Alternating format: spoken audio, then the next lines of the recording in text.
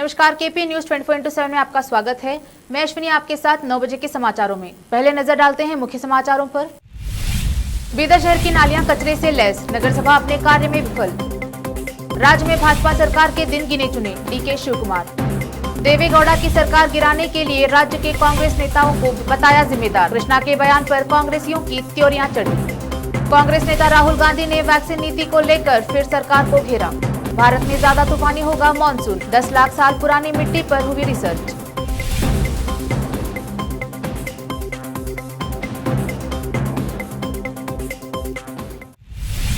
अब देखते हैं समाचार विस्तार से। पहले समाचार स्थानीय। बारिश का मौसम शुरू हो गया है और बारिश होने की कगार पर है, लेकिन नगर सभा की बारिश के मौसम को लेकर कोई तैयारी नहीं। शहर में कई दिनों से नालियों की कोई सफाई नहीं की गई है, जिससे नालियां कचरे से भरी पड़ी हैं और पिछले दिनों कुछ देर की बारिश में ही नालियों की गंदगी सड़कों पर फैल गई। इसके बावजूद भी नगर सभा नींद से नहीं जागी है। आज भी शहर के विभिन्न क्षेत्रों की नालियां कचरे से लैस है और अगर बारिश होना शुरू हो जाती है तो लोगों को काफी कठिनाइयों का सामना करना पड़ेगा और साथ ही बारिश के पानी से फैलने वाली गंदगी से बीमारियां फैलने का खतरा भी मंडरा रहा है। ऐसे में बीदर नगर सभा अभी तक नींद से नहीं जागी है। इस पर प्रशासन और जनप्रतिनिधि खामोश है। नमस्कार, केपी न्यूज में आपका स्वागत है। अभी हम आपको हाल हकीकत बता रहे हैं शहर बीदर की गलियों की। देखिए, आइए, यहाँ पर ईरानी गली में अभी हम मौजूद है। किस तरह का यहाँ पर हाल बना हुआ है आप देख सकते हैं। यहाँ पर गंदगी, कचरा, जितने भी नालियां वगैरह यहाँ पे पूरे डचेडच भरे हुए हैं और जब बारिश का थोड़ा हल्का सा भी पानी आता है तो नालियों का पानी जमा होकर इन सड़कों पर आता है। और खड्डे देखिए, खड्डों का ऐसा आलम है कि अगर कोई भी यहाँ पर नया शख्स आता है तो बिल्कुल ही यहाँ पर गिरकर जख्मी हो सकता है। आप देख सकते हैं नज़ारा। और सामने एक मस्जिद भी है यहाँ पर। आइए हम आपको बताते हैं। इस मस्जिद के सामने जितनी भी नालियाँ हैं, दूर 2-3 किलोमीटर तक ये नाली कंटिन्यू नालियाँ हैं यहाँ पर, तो पूरे भरे हुए हैं यहाँ पर। और हमने कई बार हमारे न्यूज़ चैनल के द्वारा बताया भी है, बल्दिया को अवेयर भी किया है हम, लेकिन बल्दिया के कानों पर जूं भी नहीं रेंगती। आखिर कब तक ये चलेगा? ऑलरेडी कोरोना महामारी और नई नई बीमारियों का लोग शिकार बन रहे हैं, तो क्या फिर आने वाले दिनों में फ्यूचर में बीदर की जनता इन गंदगियों को लेकर और ऐसे एक्सीडेंट के शिकार बनकर क्या मर जाएगी? क्या बल्दिया ये चाहती है कि बीमारियों से नहीं बल्कि लोग इन गंदगी से शिकार नई बीमारियों से मरे? यहाँ पर देखिए, इसी एरिया में हम यहाँ पे आपको नालियों का बताते हैं क्या स्थिति है। यहाँ पर ये जो नालियाँ हैं पूरी भरी हुई है, डचेडच है। आप देख सकते हैं सिटी म्यूनसिपल काउंसिल की नज़र आखिर कहाँ है। ऑलरेडी काउंसलर इलेक्शन भी हो चुके हैं और पूरे काउंसलर को सदारत भी मिल चुकी है। काउंसलर्स ने अपनी कुर्सियों को संभाला है, लेकिन कोई भी गली ऐसी नहीं नजर आ रही जहाँ पे क्लीननेस है। हर गलियों का यही हाल चल रहा है शहर बीदर में। आखिर सीएमसी कॉरपोरेशन कहाँ पर है और उनके कौन से काम में बिल्कुल वो गिरफ्तार हैं कि इन चीज़ों पर इनका ख्याल ही नहीं है। देखिए, यहाँ पर नाली को देख सकते हैं आप, कितनी भरी हुई है। आखिर ये साफ सफाई कब होगी? सीएमसी को कितने बार हमने अपने न्यूज़ द्वारा आगाह किया है, लेकिन इनके कानों पर जूं भी नहीं रेंगती। और आपको आगे दूसरे भी गलियों की और बीदर के और कई गलियों की हम आपको तस्वीरात बताएंगे। बने रहे हमारे चैनल के साथ। देखते हैं कि क्या बल्दिया यहाँ पर आती है और क्या साफ सफाई करती है। इन तमाम चीज़ों को देखने के लिए केपी न्यूज़ से बने रहे। केपी न्यूज़ से मैं अमृत पाशा, कैमरामैन साबर खान के।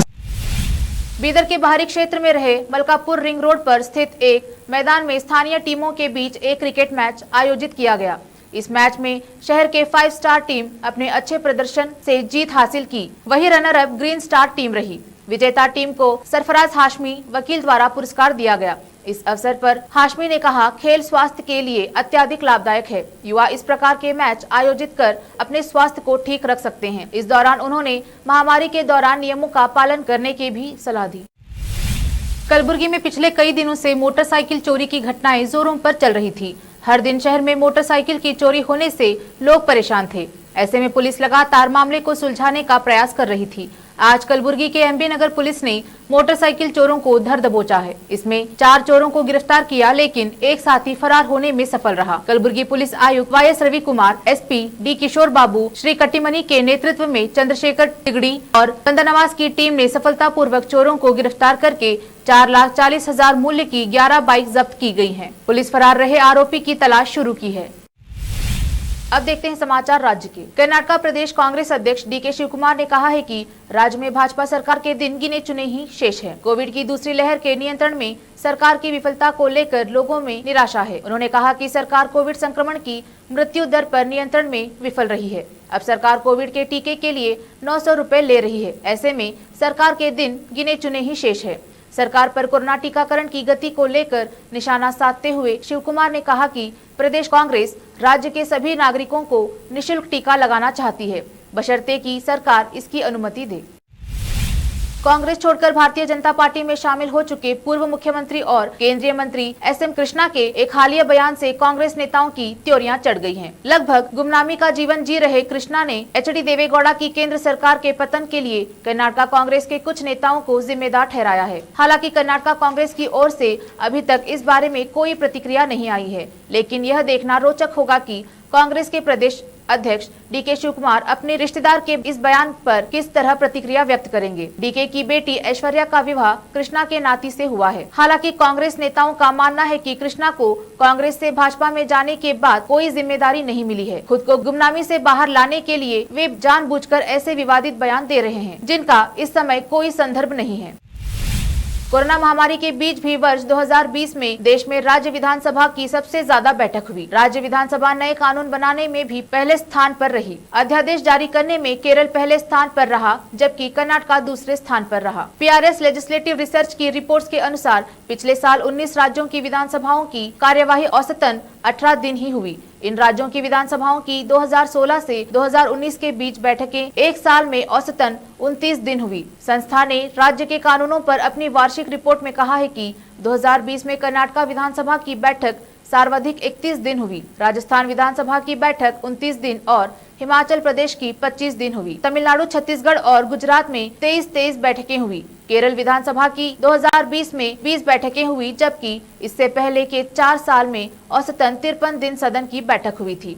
पिछले साल संसद की कार्यवाही 33 दिन संचालित हुई। लॉकडाउन की पाबंदियों में ढील के बाद राज्य विधानसभाओं ने अपने सत्र पुनः शुरू किए। रिपोर्ट्स के अनुसार आंध्र प्रदेश विधानसभा में राज्यपाल का भाषण वीडियो कॉन्फ्रेंसिंग के माध्यम से हुआ। तमिलनाडु विधानसभा का मानसून सत्र एक ऑडिटोरियम में संपन्न हुआ। तो पुडुचेरी के विधायकों ने एक नीम के पेड़ के नीचे बैठकर बजट पारित किया। अब समाचार देश और दुनिया के। भारत में ज्यादा तूफानी होगा मॉनसून। 10 लाख साल पुरानी मिट्टी पर हुई रिसर्च के बाद दावा। ग्लोबल वार्मिंग की वजह से मौसम में होगा बदलाव। भारत में मॉनसून को लेकर एक रिसर्च ने नया दावा किया गया है। रिसर्च में बताया गया है कि ग्लोबल वार्मिंग की वजह से भारत में मॉनसून के दौरान बारिश अधिक होगी। मौसम खतरनाक करवट लेगा।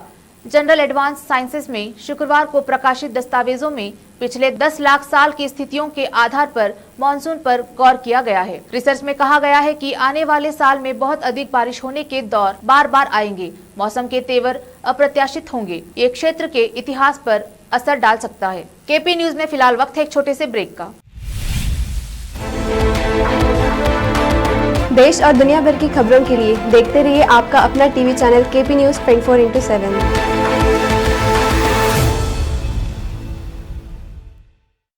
नूर एजुकेशन सोसाइटी के चेयरमैन और केपी न्यूज 24/7 के मैनेजिंग डायरेक्टर मोहम्मद अयाज खान, जो एक हमदर्द इंसान हैं और हर कठिन समय में वो लोगों की मदद के लिए आगे आए हैं। कोरोना के संकट के दौरान अयाज खान ने परेशान लोगों में राशन किट का वितरण किया और इस तरह की मदद करने का सिलसिला जारी है। शुक्रवार के दिन मोहम्मद अयाज खान की ओर से शहर और गाँव के सभी चर्च के फादर और चर्च में खिदमत करने वाले लोगों को अपनी ओर से राशन किट्स का वितरण किया गया। यह राशन किट्स मोहम्मद अयाज खान के भाई मोहम्मद नवाज खान ने शहर के ईडन गार्डन में स्थित रेमा चर्च जाकर पास्टर्स में वितरण किए। इस अवसर पर सोशल डिस्टेंसिंग का भी पालन किया गया। साथ ही इस अवसर पर पास्टर्स ने मोहम्मद अयाज खान और नवाज खान के अलावा उनकी फैमिली की अच्छी सेहत के लिए प्रार्थना की। इस अवसर पर पास्टर्स ने केपी न्यूज 24/7 से बात करते हुए शुक्रिया अदा किया। इस अवसर पर एडवोकेट सुदर्शन ने बात करते हुए कहा कि किसी भी राजनेता ने और न ही सरकार द्वारा चर्च के फादर और कर्मियों के बारे में सोचा, जबकि वह कठिन दौर से गुजर रहे हैं। ऐसे में अयाज खान साहब ने इन लोगों के कठिन समय में आगे आकर राशन किट देकर उनकी सहायता की है। उन्होंने कहा कि अयाज खान हमेशा किसी भेदभाव के बिना मुश्किल में रहे लोगों की मदद करते आए हैं। इसके लिए उनकी जितनी सराहना की जाए कम है।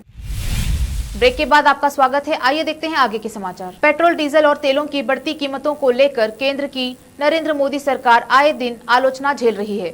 7 जून को ऑयल मार्केटिंग कंपनियों ने लगातार दूसरे दिन रिटेल पेट्रोल और डीजल के दामों में बढ़ोतरी की। कई राज्यों में पेट्रोल 100 रुपए प्रति लीटर से अधिक कीमत पर बिक रहा है। राजस्थान के गंगानगर में पेट्रोल कई दिनों से 105 रुपए प्रति लीटर मिल रहा है, तो वहीं मुंबई में पेट्रोल की कीमत 101.52 रुपए प्रति लीटर है।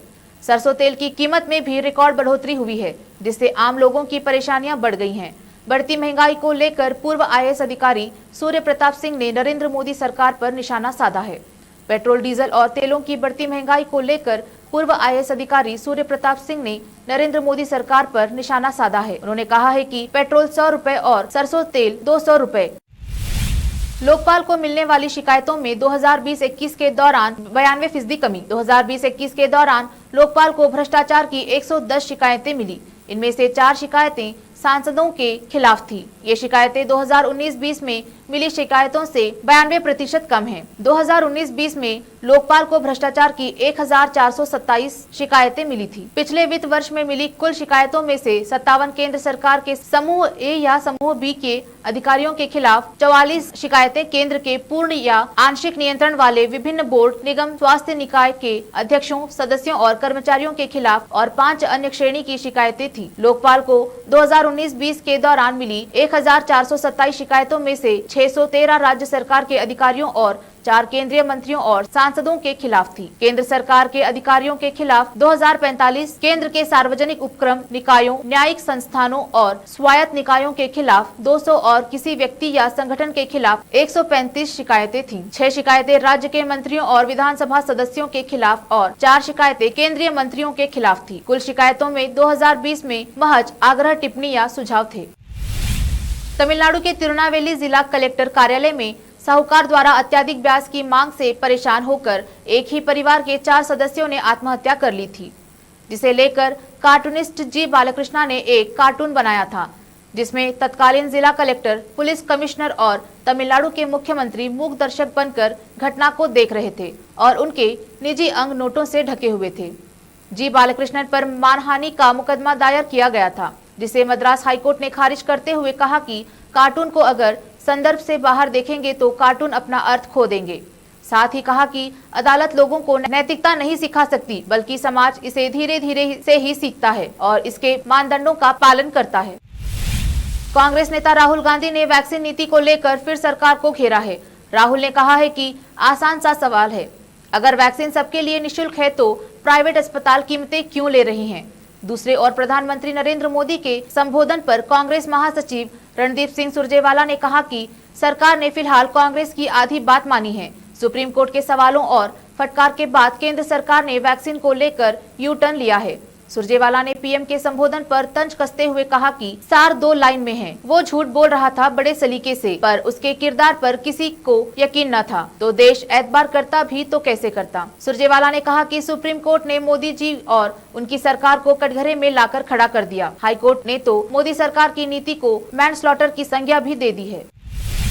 अब समाचार फिल्म नगरी के। साल 1969 में आई अमिताभ बच्चन की फिल्म मिस्टर नटवरलाल सुपरहिट फिल्मों में से एक है, जिसमें अमिताभ बच्चन, रेखा, कादर खान जैसे महान कलाकारों ने अभिनय किया था। आज मिस्टर नटवरलाल ने फिल्म इंडस्ट्री में 42 साल पूरे कर लिए हैं। इसमें राजेश रोशन ने म्यूजिक दिया था। मीडिया रिपोर्ट्स के माने तो इस फिल्म के नाम को लेकर बहुत बवाल हुआ था। इसका नाम मशहूर ठग नटवरलाल के नाम पर रखा गया था, लेकिन जब उन्हें इस बारे में पता चला तो उन्होंने मेकर्स के खिलाफ केस दर्ज कर दिया। इसलिए फिल्म का नाम बदलकर मिस्टर नटवरलाल रखा गया। अंत में समाचार खेल जगत से। विराट कोहली की अगुवाई में टीम इंडिया इंग्लैंड दौरे पर है, जहां उसे पहले 18 से 22 जून तक न्यूजीलैंड के खिलाफ वर्ल्ड टेस्ट चैंपियनशिप का ऐतिहासिक खिताबी मुकाबला खेलना है और इसके बाद मेजबान के साथ 5 टेस्ट मैचों की सीरीज खेलनी है। यह दौरा खत्म होने के बाद भारतीय खिलाड़ी इंग्लैंड में एक भी दिन ज्यादा नहीं रुकेंगे। पीटीआई के अनुसार भारत का इंग्लैंड दौरा 14 सितंबर को खत्म होगा और अगले ही दिन भारतीय खिलाड़ी दुबई के लिए रवाना हो जाएंगे। फिर से एक नजर मुख्य समाचारों पर। बीदर शहर की नालियां कचरे से लैस, नगर सभा अपने कार्य में विफल। राज्य में भाजपा सरकार के दिन गिने चुने, डीके शिव कुमार। देवेगौड़ा की सरकार गिराने के लिए राज्य के कांग्रेस नेताओं को बताया जिम्मेदार, कृष्णा के बयान पर कांग्रेसियों की त्योरियां चढ़ी। कांग्रेस नेता राहुल गांधी ने वैक्सीन नीति को लेकर फिर सरकार को घेरा। भारत में ज्यादा तूफानी होगा मॉनसून, 10 लाख साल पुरानी मिट्टी पर हुई रिसर्च।